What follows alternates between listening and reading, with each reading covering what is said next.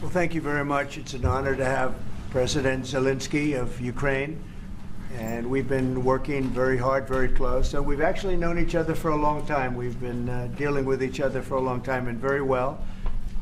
We had a little negotiation spat, but that worked out great. I think for both countries, I think for the world, actually, beyond both countries. And we have something that is a very fair deal. And we look forward to getting in and digging and working and getting some of the rare earth. But it means we're going to be inside, and it's... Tonight's meeting at the White House is more than a diplomatic courtesy call. It is a pivotal moment in one of the most consequential geopolitical conflicts of the 21st century. President Donald Trump sits across from President Volodymyr Zelensky of Ukraine at a time when war between Ukraine and Russia has stretched beyond 3 years, reshaped European security, strained transatlantic alliances, and tested the limits of global diplomacy. At stake in this meeting are multiple layers of negotiation. On the surface, the focus appears to be a minerals and rare earth agreement, a strategic economic partnership that would grant the United States access to valuable resources critical for high-tech manufacturing, artificial intelligence, defense systems, and energy infrastructure. Rare earth elements have become a cornerstone of modern industrial competition, and supply chains for these materials are tightly linked to global power dynamics. But beneath that economic framework lies a far more complex question. Can economic interdependence serve as a pathway to peace? President Trump's framing of the situation emphasizes deal-making, a belief that leverage, negotiation, and transactional diplomacy can halt the violence. His position reflects a long-held argument that wars often persist when parties lack incentives to compromise. In this view, creating financial stakes for the United States inside Ukraine could function as a stabilizing mechanism, potentially discouraging further escalation. President Zelensky, however, approaches the meeting from the perspective of a wartime leader whose country has endured territorial occupation, mass displacement, infrastructure destruction, and heavy military losses. For Ukraine, the issue is not only ending active fighting, it is preventing recurrence. Since Russia's annexation of Crimea in 2014 and the conflict in eastern Ukraine, multiple ceasefire attempts, including the Minsk agreements, failed to produce lasting peace. That historical record looms large over any discussion of temporary truces or verbal assurances. This meeting therefore operates on two parallel tracks. One is forward-looking, centered on reconstruction, economic cooperation, and diplomatic normalization. The other is rooted in recent history, focused on trust, enforcement mechanisms, and security guarantees. Both leaders speak to audiences beyond the room: domestic voters, international allies, adversaries, and financial markets. Another dimension shaping this discussion is the broader global security landscape. The war in Ukraine has reinforced NATO's cohesion in some respects, prompted European nations to increase defense spending, and accelerated debates about strategic autonomy within the European Union. At the same time, it has tested Western unity over long-term financial and military commitments. U.S. domestic politics also play a role as debates continue over aid levels, burden sharing with European allies, and the overall cost of involvement. There's also a humanitarian layer. Casualty figures remain contested and fluid, but independent. Assessments confirm tens of thousands of soldiers and civilians killed or injured since 2022. Infrastructure damage has been extensive, with entire cities heavily impacted. Beyond statistics are deeper societal effects: displaced families, disrupted education, and generational trauma. Diplomacy in such an environment is rarely linear. Leaders must balance strength with flexibility, signaling resolve while leaving room for compromise. Public statements can serve multiple purposes: reassurance to allies, deterrence toward adversaries, and positioning for future negotiations. When President Trump speaks about ending the war quickly, he appeals to urgency and cost. When President Zelensky stresses security guarantees, he appeals to historical precedent and national survival. Importantly, negotiations between adversaries often require engagement, even amid distrust. Throughout modern history, ceasefires and peace agreements have frequently emerged not from mutual affection, but from calculated compromise. The Camp David Accords, the Dayton Agreement, and various Cold War arms control treaties all involve parties with deep grievances. The challenge is designing agreements that are verifiable and enforceable, and that address not only immediate violence but root causes. Another factor is deterrence credibility. For Ukraine, assurances must extend beyond promises. They must include mechanisms that prevent renewed aggression. For the United States, any long-term commitment involves fiscal considerations, geopolitical risk assessments, and alliance coordination. So as this meeting unfolds, viewers should consider the larger framework. Is economic entanglement enough to create deterrence? Can negotiated settlements hold without formal security structures? And what does peace realistically mean in this context? A ceasefire, a frozen conflict, or a comprehensive settlement? This moment reflects the intersection of leadership style, geopolitical strategy, and wartime urgency. It is a reminder that diplomacy is not only about statements made in public, but about frameworks constructed behind closed doors. The outcome of this meeting may not immediately end the war, but it signals an attempt to recalibrate the approach, blending negotiation, economic partnership, and political messaging in pursuit of stability. Well, thank you very much. It's an honor to have President Zelensky of Ukraine, and we've been working very hard, very close. So we've actually known each other for a long time. We've been dealing with each other for a long time and very well. We had a little negotiation spat, but that worked out great. I think for both countries, I think for the world, actually, beyond both countries. And we have something that is a very fair deal.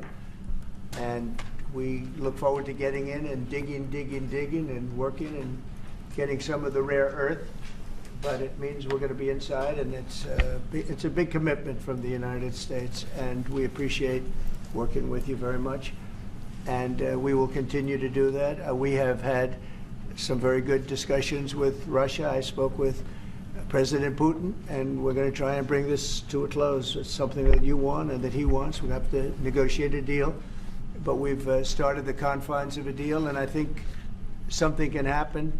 The big thing is the number of soldiers, mostly at this point, but soldiers being killed. You're losing thousands of soldiers. On both sides, we're losing a lot of soldiers, and we want to see it stop, and we want to see the money get put to different kinds of use, like rebuilding, and we're going to be working very hard, but we've had a lot of very good conversations. I will say until we came along, the Biden administration didn't speak to Russia whatsoever. They didn't speak to anybody. They just allowed this to continue. And I will say that, I'll say in front of you, you've heard me say it 1,000 times, if I were president, this war would have never happened. We would have had a deal negotiated for you without having to go through what you've gone through. But your soldiers have been unbelievably brave. We've given them great equipment, but somebody has to use the equipment. They've been unbelievably brave, and we give them great credit. This was supposed to be over very quickly, and here we are 3 years later. So I give tremendous credit to your generals and your soldiers and yourself, in the sense that it's been very hard fighting, very tough fighting. They're great fighters, and you have to be very proud of them from that standpoint. But now we want to get it over with. It's enough, right? We want to get it over with. So it's an honor to have you here. Thank you very much for coming. We're going to sign the agreement at the conference in the East Room in a little while, right after lunch. And we'll be having lunch together. We're also discussing some other things, and we appreciate everybody being here. It's somewhat of an exciting moment, but the really exciting moment is when we get when they stop the shooting and we end up with a deal. And I think we're fairly close to getting that, and an honor to have you. And please, I'd like to say something. Yeah, thank you so much, Mr. President. Thank you for invitation. And really, I hope that this first document, will be first step to real security guarantees for Ukraine, our people, our children. I really count on it.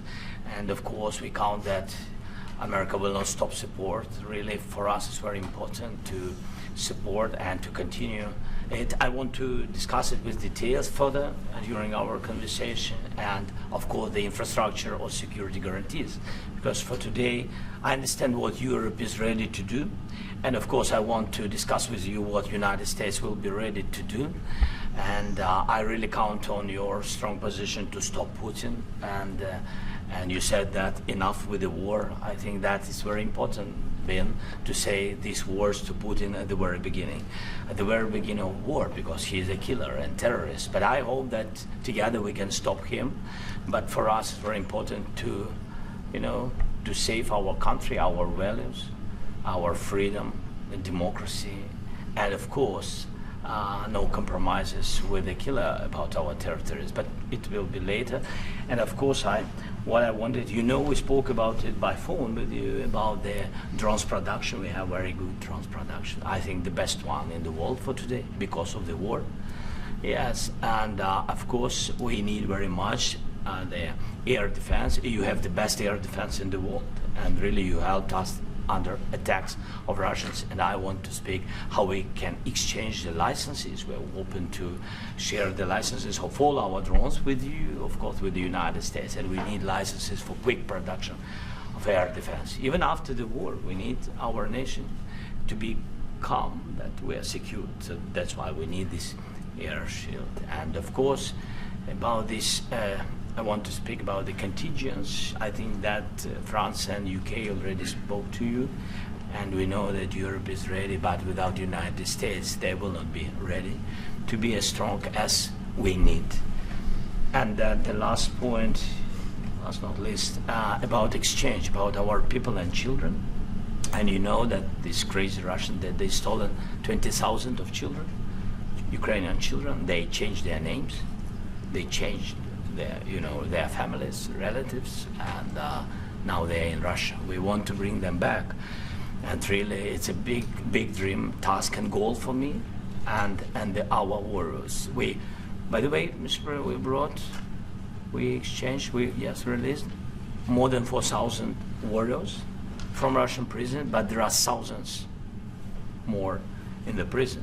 I wanted to share with you some images, how it's, just can I now? Yeah, please, please.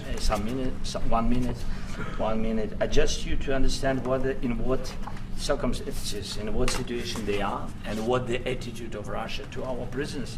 That guys, just you before and after. And you see before and after, just you to understand. Now thousands of such guys, ladies and men, there, and so they don't eat, they beat them, and they, so they do a lot of bad things.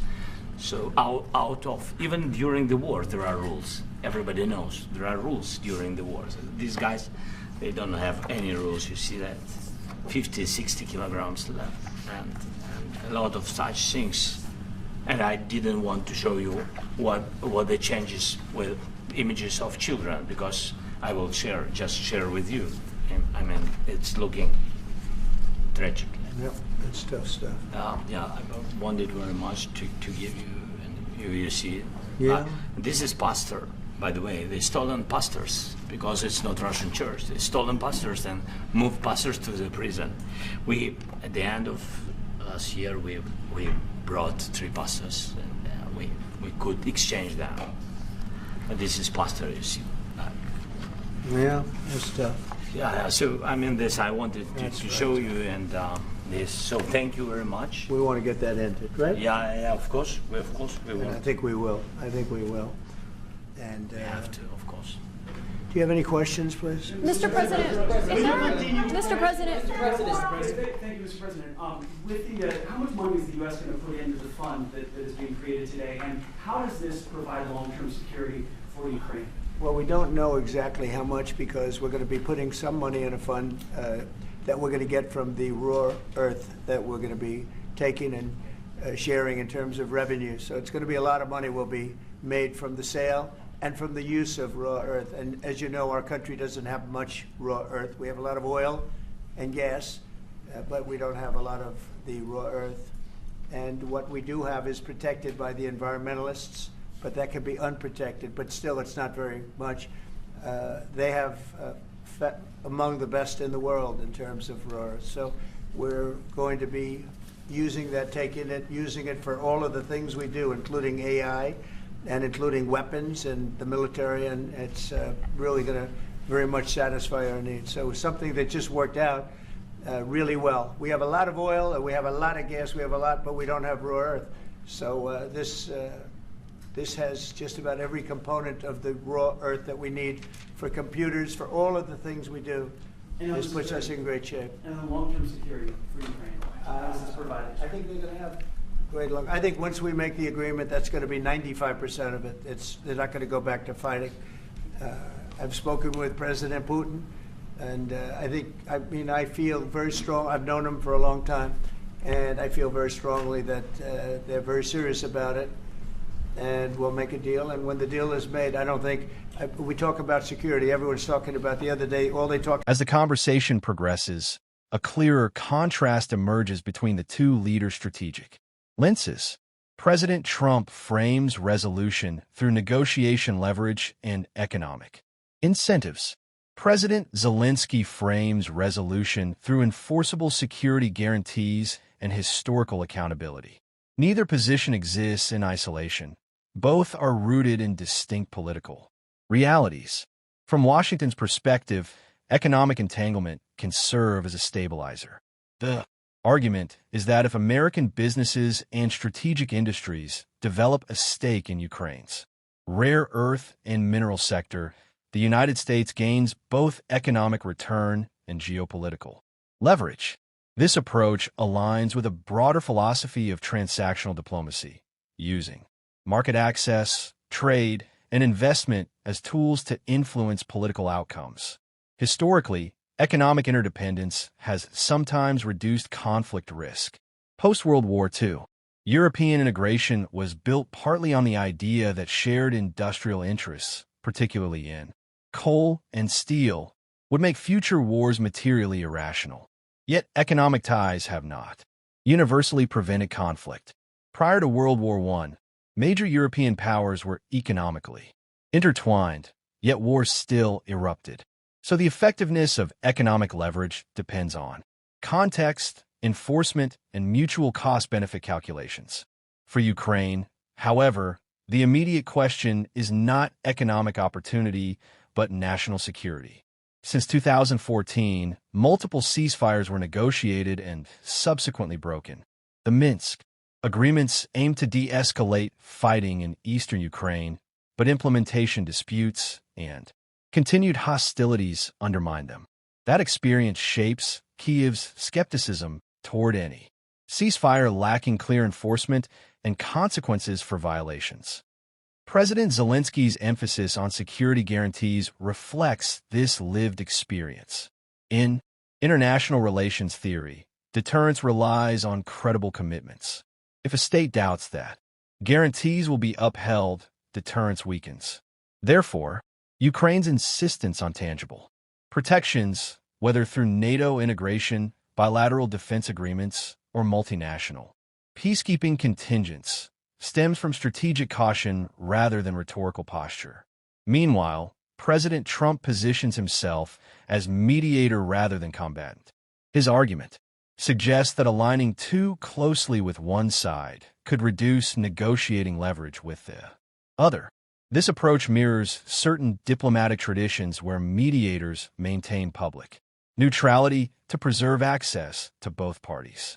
However, critics argue that asymmetry between aggressor and defender complicates pure neutrality.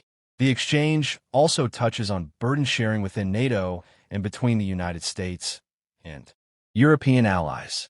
Since 2022, European defense spending has increased significantly, though debates persist over proportional contributions.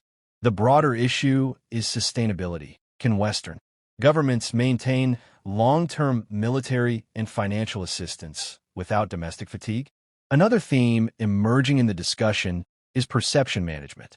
Leaders must demonstrate resolve to their domestic audiences while avoiding escalation. President Trump underscores urgency and cost containment. President Zelensky underscores existential threat and sovereignty. Both narratives are politically necessary within their respective countries. There is also the matter of escalation risk.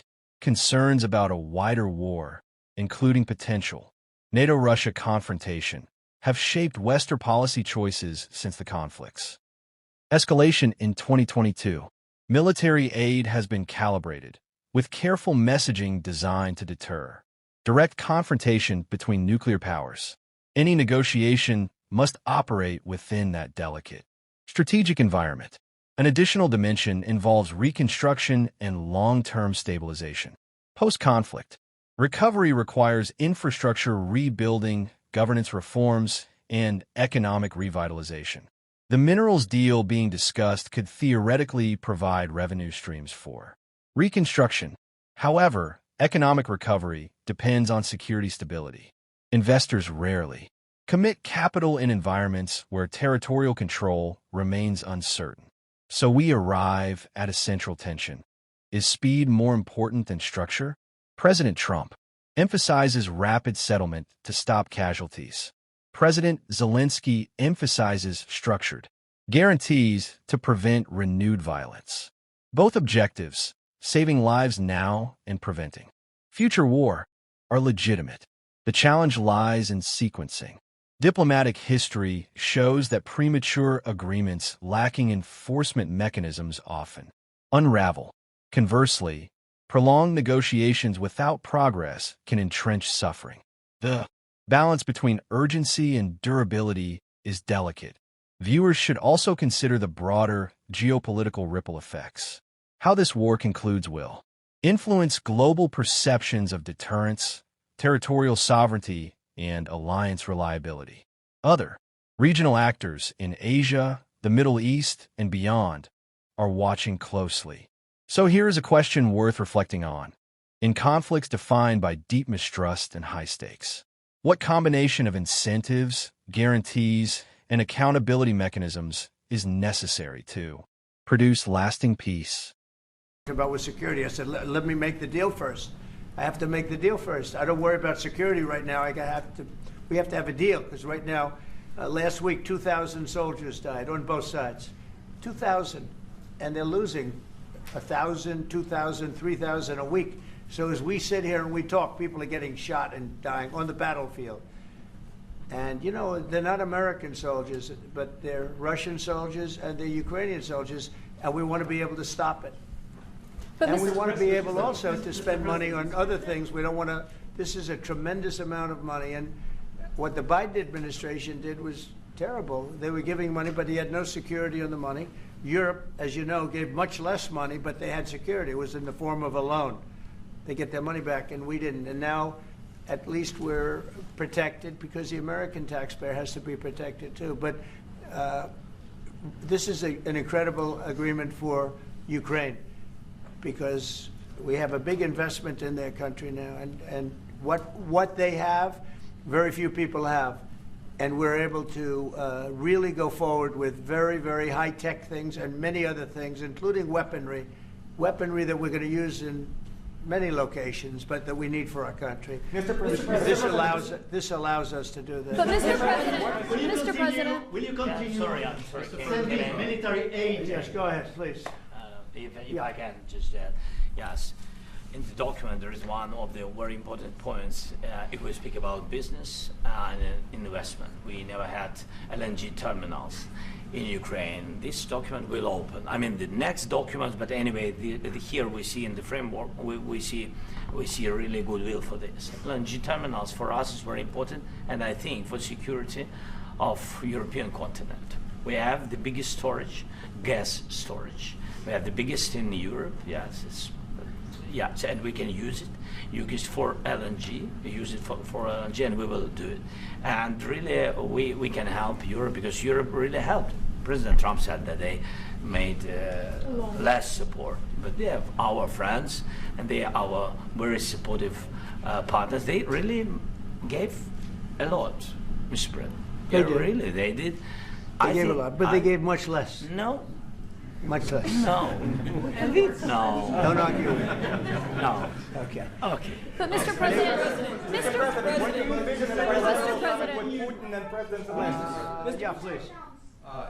Mr. President Trump, you have repeatedly called the deal with Ukraine as a historical one. And as a President of the United States, you make historical decisions in other issues which affect America and other world. So what place in the world history do you want to take? And do you associate yourself with any famous historical figures? Yeah, I'd say George Washington, Abraham Lincoln. I would say I'm far superior to George Washington and Abraham Lincoln. Now, you know I'm only kidding, right? Because when I say that, the fake news is going to go wild. They're going to say he considers himself to be better than Washington. But you never know. You never know. I don't compare myself to anybody. I'm here to do a job. We've had a great 35 days or whatever it might be, a month, a little more than a month.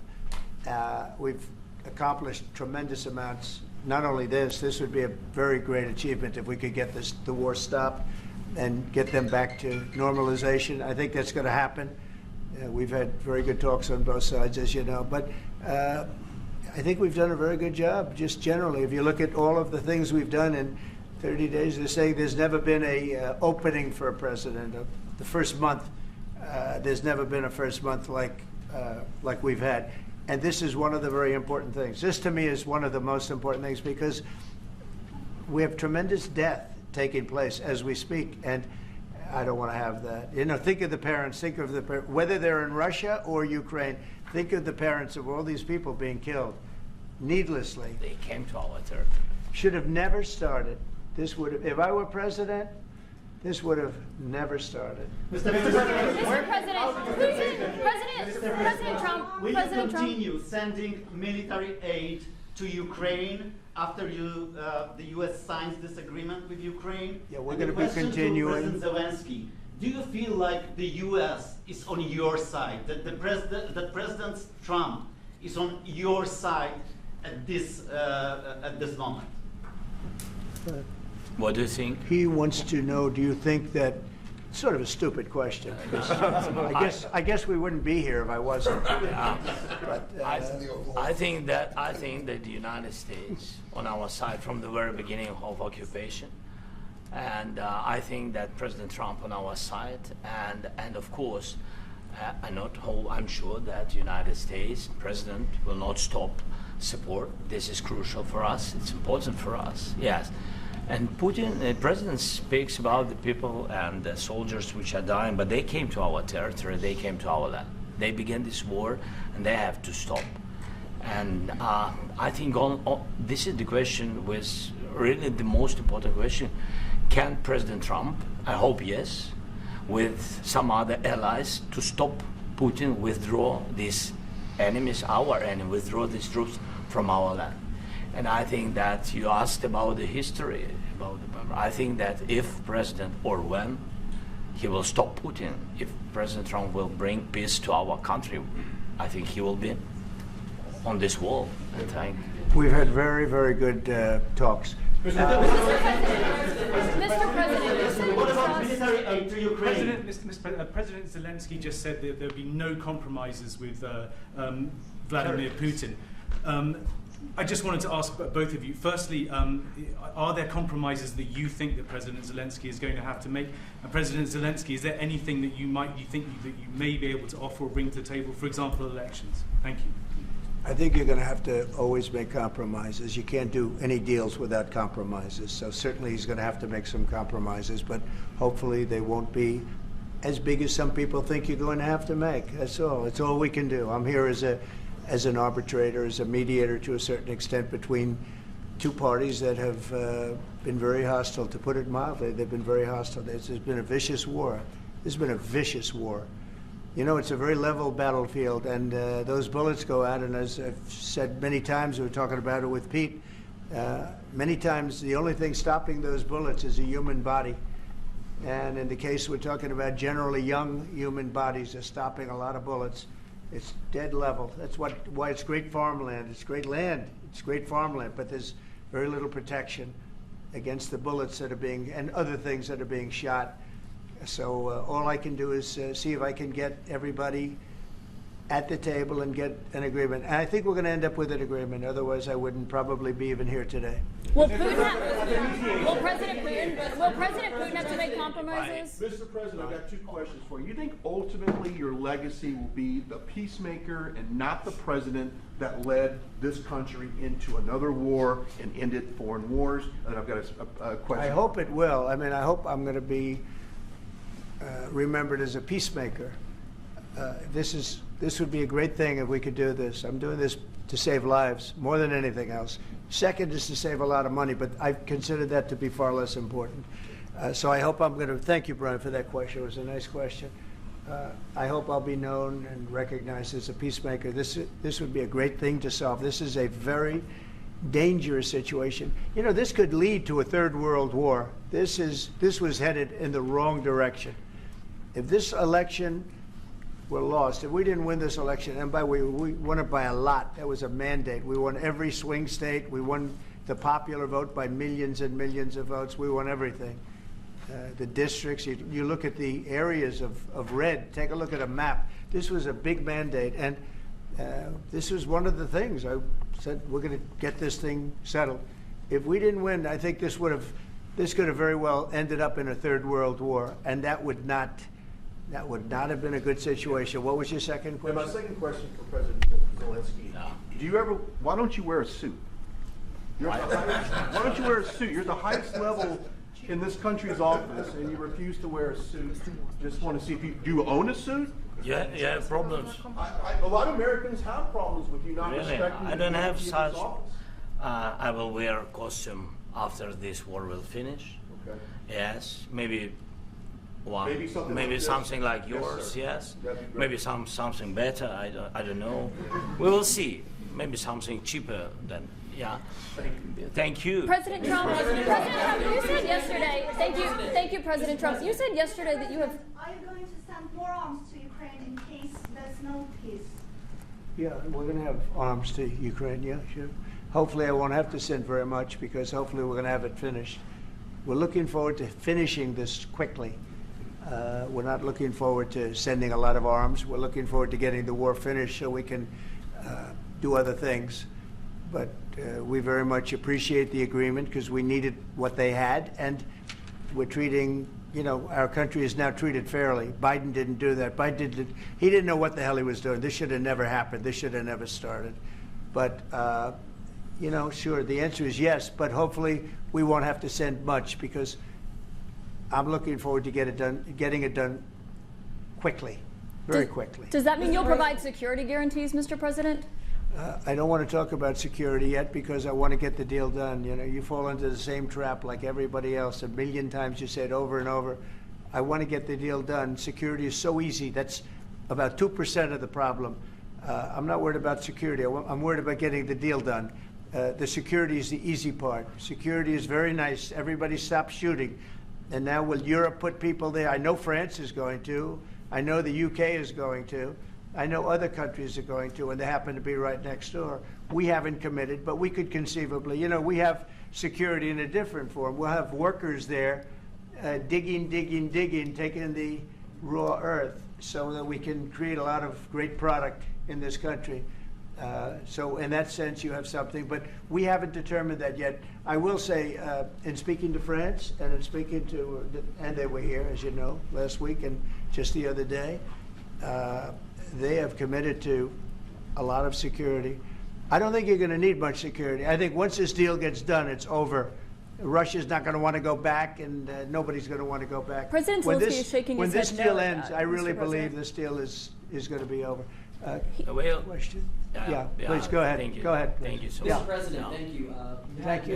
Macron and Keir Starmer at the White House this past week, both of whom praised your courage and conviction to lead the pathway towards peace. Yes. Part of that involved, though, re-engaging Russia in diplomatic relations, something that previous leaders lacked the conviction to do so. What gave you the moral courage and conviction to step forward and lead that? Well, I love this guy. Who are you with? One American News, sir. Well, that's why I like him. One American News does a great job. I like the question. I think it's a very good question. It's a pathway to peace. It's a pathway to getting something solved. And I feel that as the head of this country, I have an obligation to do that. Plus, you know, we're very much involved. We got involved. It's too bad we got involved because there should have been no involvement, because there should have been no war. And there shouldn't have been October 7th. That would have never happened. As you know, Iran was broke. They had no money to give to Hezbollah. They had no money to give to Hamas. They were stone cold broke. And then under Biden, they became rich as hell. They went from no money to $300 billion in a period of 4 years. And they gave a lot of that money away, and you see what happened. And that's a real mess also that we hope to be able to solve. But no, I appreciate your question very much. It's just, I feel I have an obligation to try and do something to stop the death. Mr. President, If I can answer. President Yes, if I Zelensky. can answer. Please, Sorry. go ahead. Please. And I do like your clothing, by the way. Yeah, really? Even though I have to, I think he's Yeah? a great guy, Yeah. by the way. I don't know if you two like each other, but you know what? I think No, he's dressed, I think he's why? dressed I like this beautifully. guy. I don't know I think him. he's dressed beautifully. So I have more. I have more serious things than answer on such Yes, question. yes, that's a I will good- answer on more serious good question if statement. I can. Yes. Yeah. So please, about security guarantees and about just ceasefire. We can't just speak about ceasefire and speak and speak. It will not work. Just ceasefire will not never work, because I'm like a president. I have this experience, and not only me. Ukraine before my presidency, from the 2014, Putin broken 25 times. 25 times he broken his own signature. 25 times he broken ceasefire. But he never broke to me. He never broke No, to no, me. you were the president. He You never were the broke- president he during. never broke to me. In 2016, you've been the president, Mr. President. You've been the president, but he had, of course, not with you, but he had during those period. He had conversations with our side, and we had Normandy format. You know, the France, Germany, Ukraine, and Russia, and he broken 25 times. That's why we will never accept just ceasefire. It will not work without security guarantees. Security guarantees, maybe President is right about this document and other, but this document is not enough. Strong army is enough, because his soldiers afraid, Putin's soldiers afraid of our soldiers when we're strong enough. If we are not strong enough, if we are empty, if our storage is empty, we can't defend our land. Today, you know, he knows that we have all the world knows that we have meeting. Yes, why he's using ballistic? Putin today using ballistic on our hospitals, schools, and etc. Ballistic. So he knows that we are here, and that President Trump is really have goodwill to stop this war. And you hear now the president. So why he's using? So he doesn't want to stop. He doesn't want. But I hope that we will do it. Really, we'll do it. Security, when we speak about security guarantees, when the Europeans are ready for contingents, they need USA backstop. If there will not be United States, we will not never have any contingents, strong contingents from the Europeans, because they don't want to divide alliance connection between the United States as the main and strongest ally and Europeans. And this is crucial. This is important. That's what we want to speak about very much. This is very important. And air defense. So air defense, really, we have big deficit with all these systems, and we need to provide this. We need it very much. Otherwise, Putin will never stop, and will go further and further. He doesn't want. He hates us. You know, it's not about me. He hates Ukrainians. He thinks that we are not a nation. He thinks, and he shared these thoughts. I think maybe with your team also. I don't know, but with all the Europeans, in media, official and not, he always said that there is no such country, such nation, such language, and such life like Ukrainian. No, he really doesn't respect all the Ukrainians, and he wants to destroy us. And you are right, Mr. President. That's 2%. This document, maybe other documents, it's a very good start, very good, but it will not enough to stop this person. Should Russia pay to rebuild Ukraine? Mr. President, under these... Should Russia pay to rebuild Ukraine? They have to pay. This is the rule. This is the rule of the war. This is the rule of the war. During all the centuries, all the history, this is the rule of the war. Who began, those pay. Do you agree, This President is the rule. Trump? Putin began this war. He has to pay all money for innovation. He has to pay. Of course, some Russian assets, what we have in Europe, about 300 billions, we can use them. We can use for innovation and buy military support from the United States also. We can do it, but it's not enough. It's not enough. I asked this question that you didn't like trilateral because I wanted to know. Brian, please, wait 1 second. I asked this question that you didn't like because I wanted to know if you want to position yourself in the middle between Russia and Ukraine or on the Ukraine side. I'm in the middle. I want to solve this thing. I'm for both. I want to get it solved.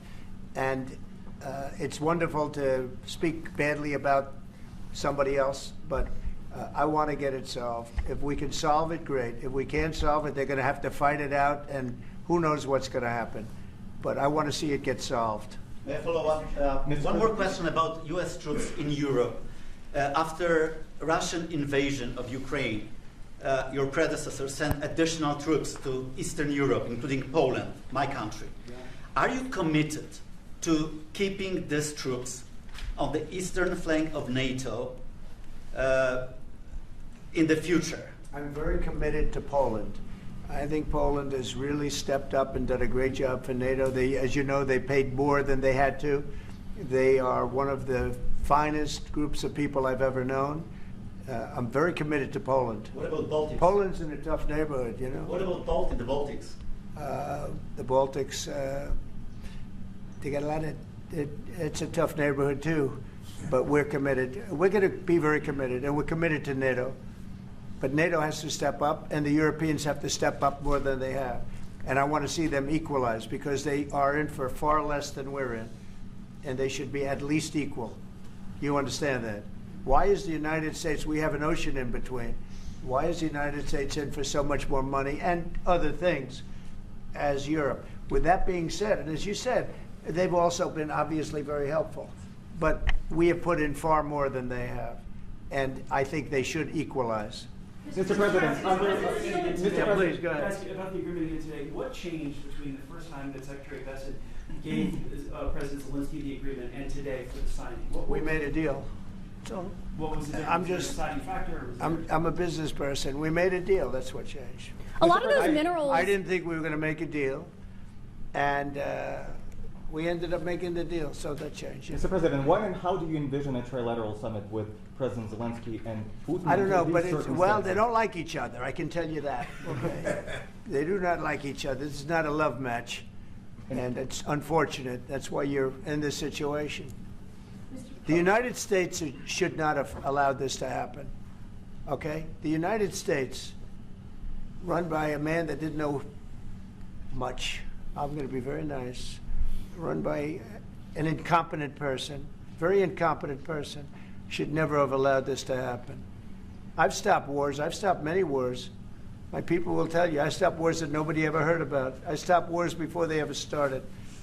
You can look at some of, I could give you a lot of nations that would tell you right now they were probably going to war. I could tell you right now there's a nation thinking about going to war on something that nobody in this room has ever even heard about. Two smaller nations, but big, still big. And I think I've stopped it. But this should have never happened. Sorry, just a second. about any negotiations. First of all, I want really to tell you, and I think that everybody understands that Ukraine, more than Ukrainians, nobody wants to stop this war. But at the future, any negotiations, it's understandable that two sides of the war, not Russia and the United States, because this is not the war between Russia and the United States. This is war of Russia against Ukraine and Ukrainian people. So these two sides will be at the anyway will be at the negotiation table. Then of course United States, like the strongest partner of the Ukraine, and of course Europe. I think Europe is very important. I want to speak about it with the president. Yes, Europe is very important for us because we really defend Europe for today. All Europeans really recognize that we are defending the line, and they have real life, and our people are dying. That's why they helped us. And also, it's about the NATO. Yes, between, like the president said, you have big, nice ocean. Yes, between us. But if we will not stay, Russia will go further to Baltics and to Poland, by the way. But first to the Baltics. It's understandable for them because they've been in the USSR. You know, they've been one of the republics of the USSR, and Putin wants to bring them back to his empire. It's a fact. And when he will go there, if we will not stay, you will fight. Your American soldiers, it doesn't matter, do you have ocean or not, your soldiers will fight. Mr. President, would you be willing to visit Ukraine, maybe Kiev or Odessa, which is going to be at the riviera of the Black Sea? It was my question. Yeah. I'm sorry. I don't want to talk about Odessa now. Let's not talk about Odessa. I want to talk about making a deal, getting peace. We don't have to talk about Odessa, but a lot of cities have been destroyed. There are a lot of cities that are not recognizable. There's not a building standing. No, and a lot of things have Mr. President, you have to come and to look. No. We have very good cities. Yes, a lot of things have been destroyed, but mostly cities alive, and people work, and children go to school. Sometimes it's very difficult. Sometimes closer to front line, children have to go to underground schools or online, but we live. Ukraine is fighting, and Ukraine lives. This is very important. And maybe it's Putin is sharing this information that he destroyed us. No, he lost 700,000 people, 700,000 soldiers. He lost everything. Yes. So. Mr. President, when did you last speak on the minerals deal? Mr. President, when did you last speak with President Putin, and what did he say that a couple of days ago. And what did he tell you that gave you the assurance that he wanted peace? Well, that's what I do. My whole life is deals. I know pretty good. And I've known him for a long time. I've dealt with him for a long time. He had to suffer through the Russia hoax. You know, Russia was a hoax. It was all Biden. It was nothing to do with him. So he had to suffer through that, and he was able to do that. I think that he wants to make a deal, and he'd like to see it end.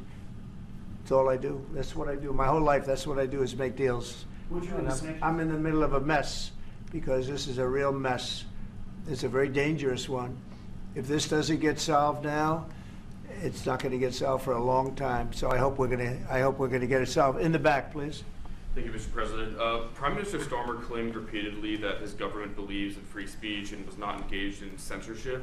But his country's government arrests people for memes and thought crimes, and even more worrisome is pressuring American companies to censor Americans on its behalf.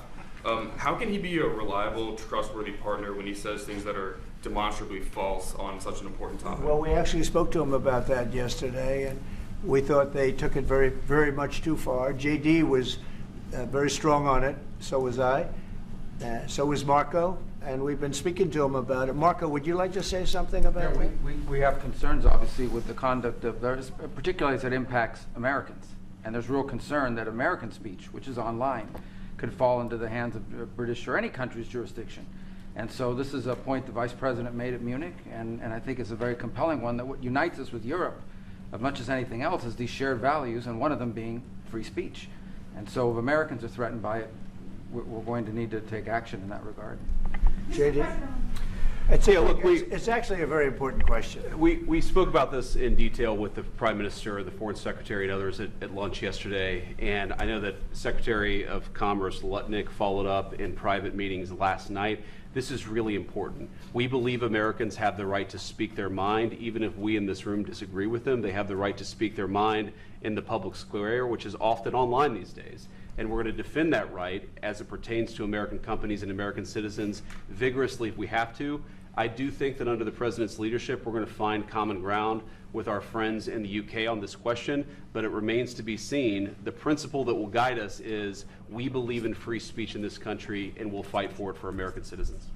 Mr. President, Is there any other oil and gas component to the deal? Is it all critical A little minerals? bit. We'll see. On LNG? But we're not really looking for that so much. We got a lot. We have more than anybody in the world, by far. So no, we're not talking about it too much, but a little bit. I think it affects also, but for the most part, no. And sir, is there any agreement from Ukraine to purchase U.S. LNG as part of the deal, or is that on the table at all? No. We don't need that. Some of those minerals are in the east, Mr. President. You just mentioned that you'd spoken to Vladimir Putin a couple of days ago. Just to be clear, that's a new call, not the one that you were I've talking about. spoken to him on numerous occasions. Okay. And how was the latest call? What did you discuss? How did it go? Are you serious with that question? I am. I'd love to know. It went well. I think we're going to have a deal. On the minerals deal, Mr. President, some of those minerals are in the east of Ukraine, not far from the front lines and in areas that Russia has occupied. Will you direct President Putin to withdraw his forces from those areas if there's U.S. interest there? Well, we'll take a look at the time. We have a lot of area. It's a very big area we're talking about. So we'll take a look. I'll study that and I'll see. And who would protect those minerals if they are U.S. interests? Would that be Ukrainian They'll forces, be European forces? The agreement will protect them. U.S. The forces? agreement, yeah. We're signing an agreement. You know? Right, but what if Russia tries to invade or there's Russian aggression in those spots? What would I you do just told then? you I don't think that's going to happen. And if that were going to happen, I wouldn't make a deal. If I thought that was going to happen, I wouldn't make a deal. Some people may wonder why They ought to focus on CNN on survival, not asking me these ridiculous questions. Why you have confidence that Putin won't violate a Focus deal? on surviving, because CNN's got such low ratings. I don't think they're going to survive. People will ask why you have confidence Putin won't violate the deal. I already mentioned Poland. Poland was under Russian control for decades after the Second World War. When I was a kid, I looked at the United States not only as a most powerful country, richest country in the world, the country that has great music, great movies, great muscle cars, but also as a force for good. And now I'm talking with my friends in Poland, and they are worried that you align yourself too much with Putin. What's your message for them? Well, if I didn't align myself with both of them, you'd never have a deal. You want me to say really terrible things about Putin and then say, "Hi, Vladimir, how are we doing on the deal?" That doesn't work that way. I'm not aligned with Putin. I'm not aligned with anybody. I'm aligned with the United States of America and for the good of the world. I'm aligned with the world, and I want to get this thing over with. You see the hatred he's got for Putin. It's very tough for me to make a deal with that kind of hate. He's got tremendous hatred, and I understand that, but I can tell you the other side isn't exactly in love with, him either. So it's not a question of alignment. I'm aligned with the world. I want to get the thing set. I'm aligned with Europe. I want to see if we can get this thing done. You want me to be tough? I could be tougher than any human being you've ever seen. I'd be so tough. But you're never going to get a deal that way. So that's the way it goes. All right, one more question. Hey, I want to respond to this. So look, for 4 years in the United States of America, we had a president who stood up at press conferences and talked tough about Vladimir Putin, and then Putin invaded Ukraine and destroyed a significant chunk of the country. The path to peace and the path to prosperity is maybe engaging in diplomacy. We tried the pathway of Joe Biden, of thumping our chest and pretending that the President of the United States' words mattered more than the President of the United States' actions. What makes America a good country is America engaging in diplomacy. That's what President Trump is doing. Can I ask you? Sure. Yeah? Yeah. Okay. So he occupied our parts, big parts of Ukraine, part of East and Crimea. So he occupied it on 2014. So during a lot of years, so I'm not speaking about just Biden, but those time was Obama, then President Obama, then President Trump, then President Biden, now the President Trump, and God bless, now President Trump will stop him. But during 2014, nobody stopped him. He just occupied and took. He killed people. You know what the contact line? 2015. 2014. 2014 and 2014. 2014. Yeah. So I was, he killed, I was not here. Yeah, but That's exactly but, right. Yes, but during 2014 till 2022, yeah, the situation the same. The people have been dying on the contact line. Nobody stopped him. You know that we had conversations with him, a lot of conversation, my bilateral conversation, and we signed with him, me, like a new president. In 2019, I signed with him the deal. I signed with him, Macron and Merkel, we signed ceasefire. Ceasefire, all of them told me that he will never go. We signed him with gas contract. Yes, but after that, he broken this ceasefire. He killed our people and he didn't exchange prisoners. We signed the exchange of prisoners, but he didn't do it. What kind of diplomacy, JD, you are speaking about? What do you mean? I'm talking about the kind of diplomacy that's going to end the destruction of your country. Yes, but if you are not strong... Mr. President, with respect, I think it's disrespectful for you to come into the Oval Office and try to litigate this in front of the American media. Right now, you guys are going around and forcing conscripts to the front lines because you have manpower problems. You should be thanking the President for trying to bring an end to this conflict. Have you ever been to Ukraine that you say what problems we have? I have been to. Come once. I've actually watched and seen the stories, and I know what happens is you bring people, you bring them on a propaganda tour, Mr. President. Do you disagree that you've had problems? Bringing people into your military? We have problems. And do you think that it's respectful to come to the Oval Office of the United States of America and attack the administration that is trying to prevent the destruction of your country? A lot of questions. Let's start from the beginning. Sure. First of all, during the war, everybody has problems. Even you, but you have nice ocean and don't feel now, but you will feel it in the future. God bless. You don't know that. God bless. You don't God know bless. that. You will not have a war. Don't tell us what we're going to feel. We're trying to solve a problem. Don't tell us what we're going to feel. I'm not telling you. Because I'm you're in no answering on this position to question. dictate that. That's Remember exactly this. what I'm not You're in dictating. no position to dictate what we're going to feel.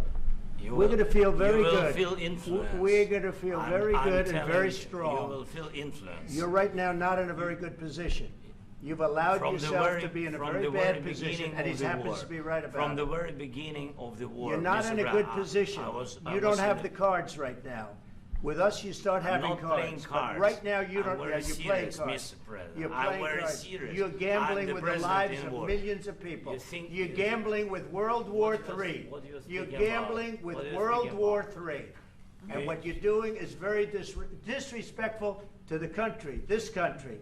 That's with back all to you. respect to your Far country. more than a lot of people said very they respect. should have. Have you said thank you once? This A lot entire of meeting? times. No, in this Even entire meeting, today. have you said thank Even you? today. You went to Pennsylvania and campaigned for the opposition in October. Offer some words of appreciation for the United States what of you're America speaking about. and the president who's trying to save your country.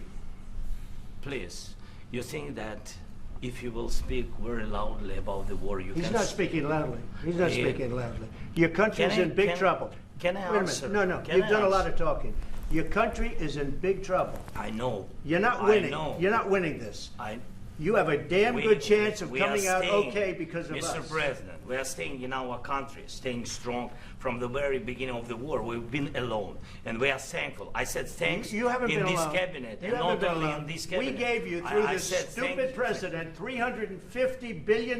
You voted we gave for you your military president. equipment, You and your voted men for are your brave, president. but they had to use our military. What about if you didn't have You our invited military me- equipment, you invited if me you to didn't speak. have our military equipment, this war would have been over in 2 weeks. In 3 okay? days, I heard it from Putin. In 3 days, this is something Maybe new. less. In 2 weeks, of course, yes. It's going to be a very hard thing to do business like this, I tell you. Just say thank you. I said a lot of Except times that thank there- you except to that- American people. Except that there are disagreements, and let's go litigate those disagreements rather than trying to fight it out in the American media when you're wrong.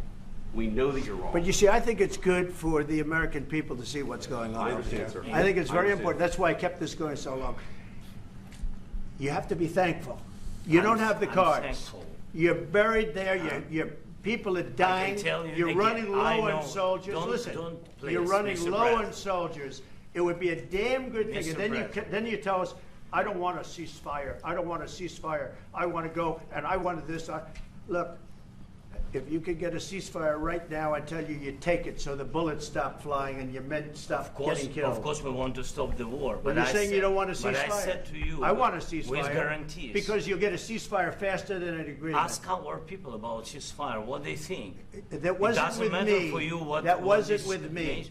It That was wasn't with you. a guy named Biden, who was not a smart person. But this That is was your, with, this that was is with your Obama. president. It was your president. Excuse me. That was with Obama, who gave you sheets, and I gave you javelins. Yes. I gave you the javelins to take out all those tanks. Obama gave you sheets. In fact, the statement is Obama gave sheets and Trump gave javelins. You got to be more thankful, because let me tell you, you don't have the cards. With us, you have the cards.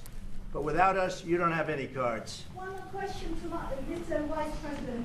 I'm sorry. It's going to be a tough deal to make, because the attitudes have to change.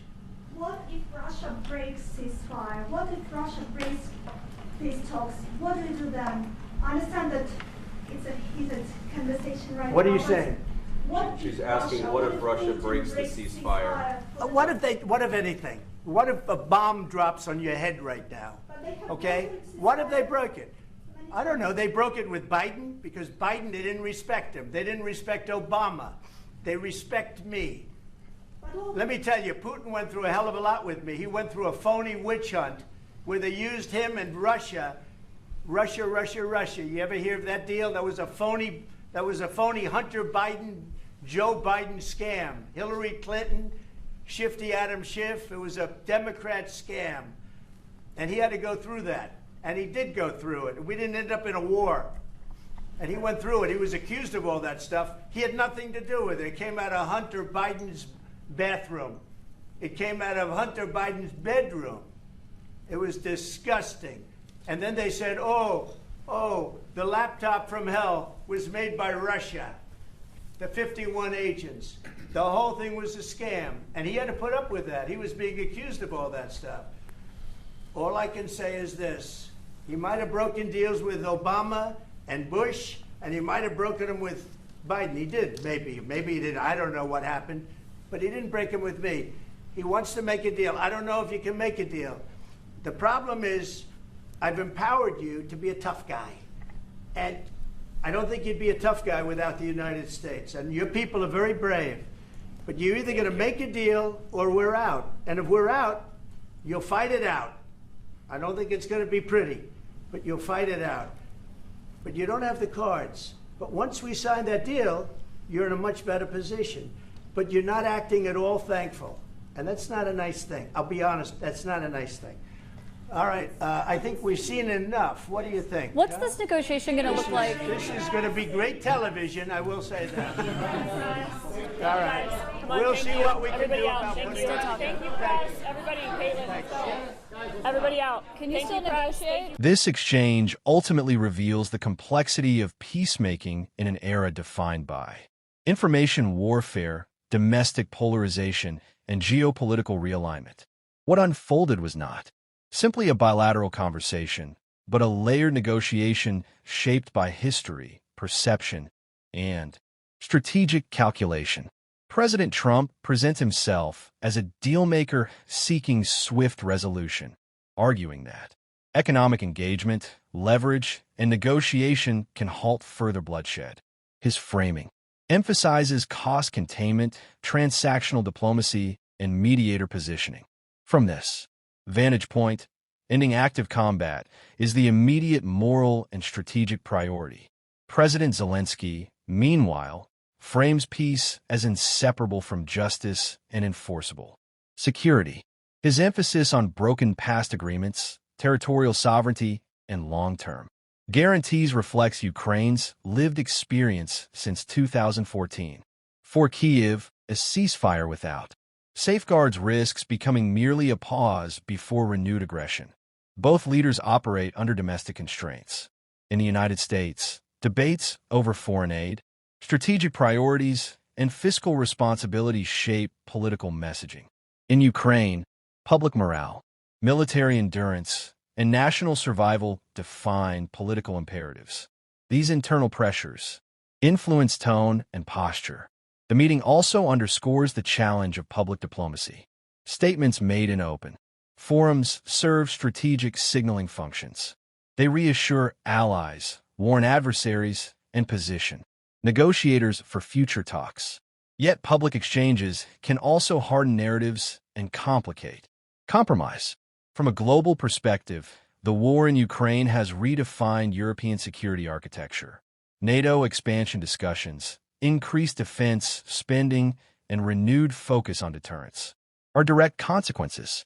How this conflict concludes will shape future alliance credibility and deterrence models.